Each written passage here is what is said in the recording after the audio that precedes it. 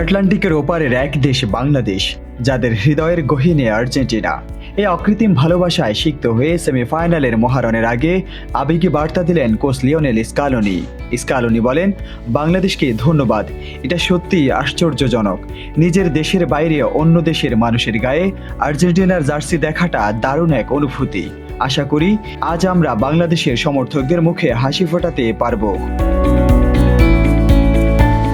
মাঠের লড়াইয়ে নিজেদের পারফরমেন্স নিয়ে কোচ কৃতজ্ঞতার সুরে জানান, এই ছেলেরা আমাদের আবার বিশ্বের সেরা 4 দলের কাতারে নিয়ে এসেছে। বিশ্বকাপে সাফল্যের পথে প্রতিটি পদে পদে লড়াই তো করতেই হয়, যা আমাদের গর্বিত করে। সেমিফাইনালে প্রতিপক্ষ ইংল্যান্ড, যেখানে রয়েছে হ্যারি কেইন, জুড বেলিংহ্যামের মতো তারকারা। স্কালোনি জানান, তাদের প্রতিভা যেমন অতুলনীয়, তেমনি তাদের আটকানোর নিজস্ব পরিকল্পনাও আমাদের রয়েছে। ফকল্যান্ড যুদ্ধের দীর্ঘ ছায়া আর ফুটবল, এই দুইকে মেলাতে নারাজ স্কালোনি। তার কণ্ঠে এক অমোঘ উচ্চারণ। ইতিহাসের বেদনাকে শ্রদ্ধা রেখেই বলছি, এটি কেবলই একটি ফুটবল ম্যাচ, এর বেশি কিছু নয়।